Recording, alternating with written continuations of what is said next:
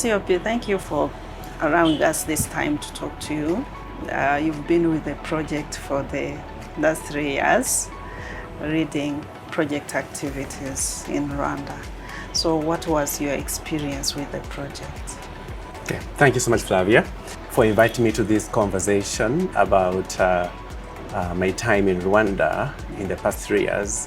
I will categorize my experiences in two, that is professional and personal. I'll begin with the professional since I came here as a professional. So I have been doing this work for the last 17 years. And in Rwanda, I have experienced a very high degree of visionary strategic education leadership. And this really has made our work effective. When you work in the context of strategic education leadership, it means your program is well aligned with the national education strategies, and that has been my experience. When I got here in 2021, I spent close to 2 months working with the senior education leaders, looking at the education strategies and trying to make sure that every component of our program is well aligned with the national education strategies and policies. So once we got our MOU signed and our program was perfectly aligned with the national education policies, implementation has been swift. We've had the best relationship with the Ministry of Education actors, with the Rwanda Basic Education Board actors, with the NESA actors and decentralized education leaders. Our program has been implemented with the best support, and I can say this with all sincerity. We have been implementing a program with the best support ever I've gotten from national government actors. This is because Rwanda as a country is very committed to working with all education partners that will help them implement their education strategies. I have enjoyed this and I continue to enjoy this. And I also believe that the fact that the government of Rwanda wants education to be the conduit, education to be the means of achieving their goal of a knowledge-based economy. So that is why they are very willing and able to collaborate and cooperate with every education development partner that will help them meet their goal. So this is something I really appreciate. Now, also on a personal level, I have felt that I belong to Rwanda. Originally coming from Uganda, Ugandans and Rwandans are brothers and sisters. I didn't feel like I was working outside, my country of origin. The people here received me with open arms, and I quickly learned Kinyarwanda language, and I could fit in very easily. And wherever I went, I didn't have to say that I'm not from here. Everyone just treated me as anyone else, and so I've been working in many different countries. I never felt as at home as I felt in Rwanda. And as a matter of fact, now that I'm leaving, I'm wondering, how will I feel elsewhere? Will I feel like I'm living, at home? So the other thing also, the team I've been working with, I've experienced a very cordial relationship with everyone. People are very, welcoming to anyone who has an idea to make their work not only easy but also effective, and impactful. I've also had a wonderful relationship working with the USAID mission. As a matter of fact, USAID categorically clearly stated that you are implementing partners. You're part of the US mission to Rwanda. So we felt at home. We coordinated and collaborated together. Everything we did, on a very personal level. The mission director, respects and values, implementing partners. So I've had the best experience, really, both professionally and personally in Rwanda. Yeah, would you share our audience some of outstanding achievements that you celebrate as of now? I think before I can talk about the achievements that we celebrate, it is important that I talk about the character of our program. Yeah. USA Tunoze Gusoma Schools and Systems is a systems strengthening program. So normally when we talk about system strengthening projects, people get demoralized because they will not see large numbers of inputs going out there, printing and distributing materials, having massive trainings that give people all kinds of resources in their hands. So as a system strengthening program, the first thing I celebrate is that we have been the very first program that works at scale at 3 levels of education: at the pre-primary level, at lower primary, and at pre-service teacher education levels. So those levels are very important in strengthening the basic education system. So in pre-primary, something we should celebrate is that we have been the very first program that exposed to all pre-primary teachers to evidence-based, inclusive, emergent literacy pedagogy. You know very well that foundational skills like reading and numeracy begins at pre-primary. So if you have not exposed your pre-primary teachers that are building the future for Rwanda's human capital, if you haven't equipped them with evidence-based instructional techniques of teaching emerging literacy and numeracy, I think you haven't done a good thing for basic education.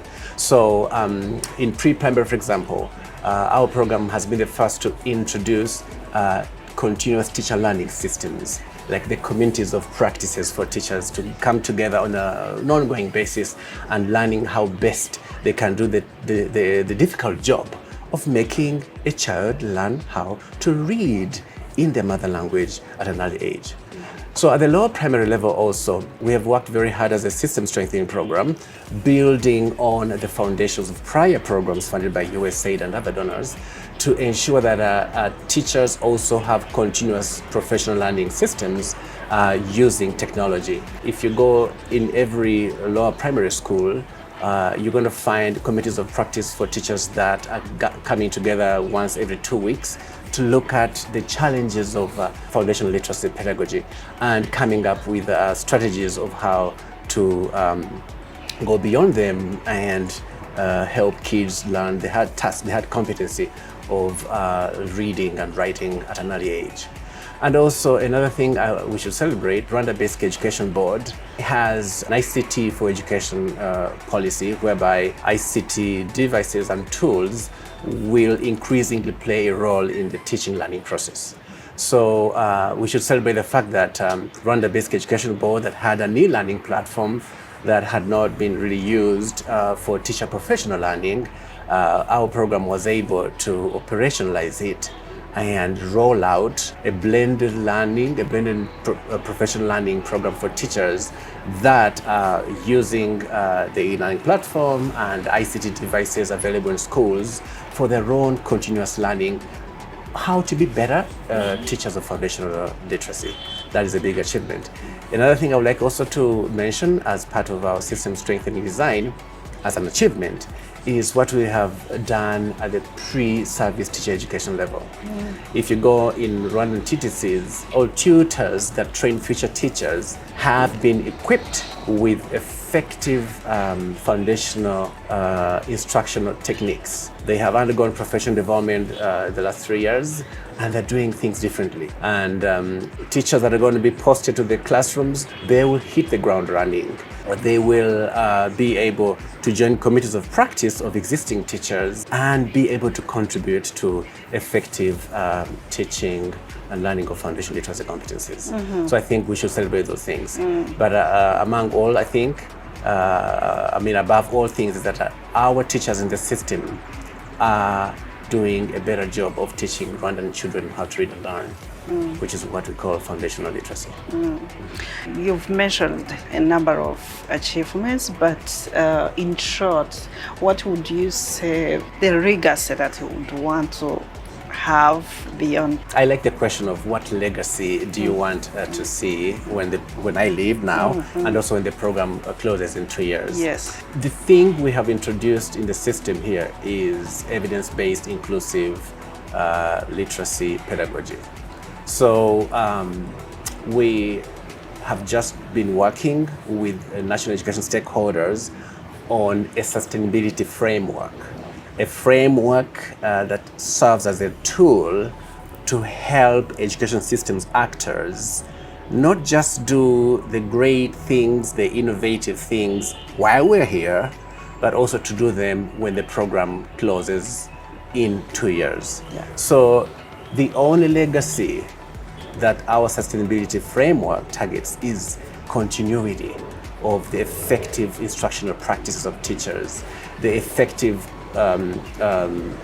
school engagement strategies of community actors, parents, community leaders, systems actors. So that is the only legacy, and I'm going to be working so hard with the team to make sure that in the remaining few weeks here, we get this sustainability framework validated by central level education actors, so it continues to serve as a guide on how they can continue doing the things integrated within the national education service delivery mechanisms.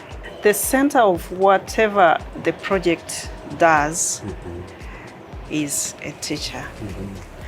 And of course, a teacher and a learner. So if you were to meet teachers, if you were to have an opportunity to talk to the teachers, what would you tell them? Good.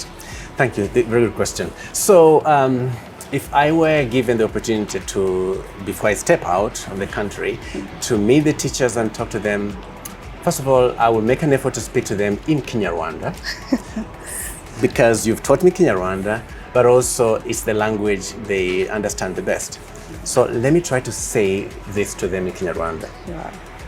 Abarimu bacu turabashimira cyane kubera ko murakora akazi katoroshye cyane, akazi ko kwigisha abana bacu gusoma no kwandika mu Kinyarwanda. Buri muntu azi ko gusoma no kwandika ni umusingi w'uburezi. Akazi murakora k'ingenzi cyane. Umushinga wacu noze gusoma n'umushinga wanyu turi hano kubafasha kugira ngo mwigishe neza, munoze kwigisha kw'Ikinyarwanda no kwandika kw'Ikinyarwanda. Ndabashimira, igihugu kirabashimira, kandi turasaba Imana ikomeze kubaha ubufasha bwo kwigisha neza Ikinyarwanda, kwandika no kwigisha no gusoma mu Kinyarwanda. Murakoze cyane. I basically express the fact that teachers, they are the key education actors. In any program that seeks to transform the education system, our primary actors are the teachers. Our program, which is the system strengthening program, has been focusing on teacher learning systems, so teachers can continue, integrating new evidence-based practices into their instruction, knowing very well that education is not static, it's very dynamic. After a few years, research shows how we could tackle the problem differently. Our program basically is there for you teachers, for Rwandan teachers, which is why we continue innovating ways of how instructional systems are in place for you to continue finding ways of better. Thank you so much.